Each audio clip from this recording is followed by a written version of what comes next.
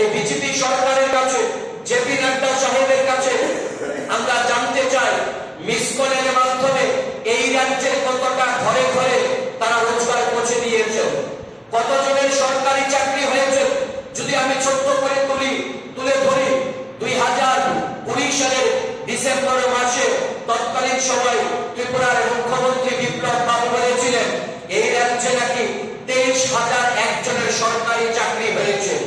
তার ঠিক 3 মাস বাদে 2021 সালে মার্চ মাসে মহাকরণে বসে তৎকালীন সময় ত্রিপুরার শিক্ষামন্ত্রী, বর্তমান ত্রিপুরার কৃষিমন্ত্রী রতনলাল নাথ সেদিন মহাকরণে বসে সাংবাদিক সম্মেলন করে বলেছিলেন এই রাজ্যে নাকি 7,000 একজনের সরকারি চাকরি হয়েছে।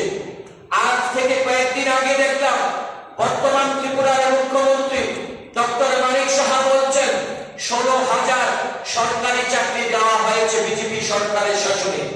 আমি যদি জিজ্ঞাসা করি বিজেপি সরকারের কাছে, তৎকালীন সময়ে বিপ্লব বাবুর দেওয়া তথ্য মুখ্যমন্ত্রী হিসেবে 23,000 সরকারি চাকরি, না মহাকরণে বসে 2021 সালে রতন বাবু যে 7,000 চাকরির কথা বলেছেন, না বর্তমান মুখ্যমন্ত্রী ডক্টর মানিক সাহার দেওয়া তথ্য 16,000 চাকরি, কোনটা সত্য?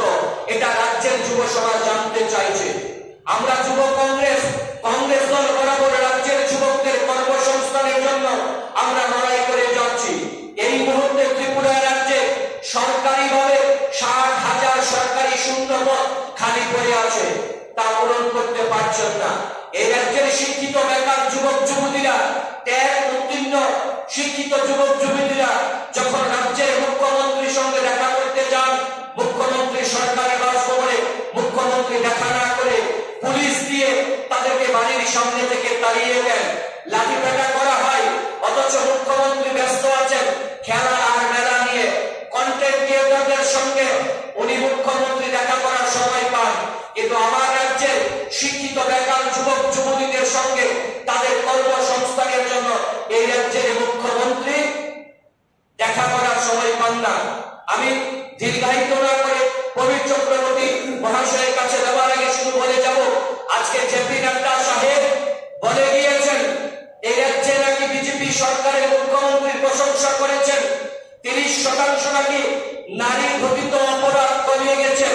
অথচ আমরা প্রত্যেকদিন খবরের কাগজে দেখতে পাই, সামাজিক মাধ্যমে দেখতে পাই, আপনাদের মাধ্যমে, সাংবাদিক বন্ধুদের মাধ্যমে জানতে পারি গোটা রাজ্যে আনাচে কানাচে প্রতিদিন নারী ঘটিত অপরাধের সঙ্গে জড়িয়ে যাচ্ছেন বিজেপির নেতা কর্মীরা, যুব মোর্চার নেতা কর্মীরা, বিজেপির গ্রাম প্রধান থেকে শুরু করে আজকে সমস্ত বিজেপির নেতৃত্ব বিভিন্ন অপরাধের সঙ্গে জড়িয়ে যাচ্ছেন। বহিরাজ্য থেকে অপহরণ করে আমাদের রাজ্যে তুলে আনা হয়।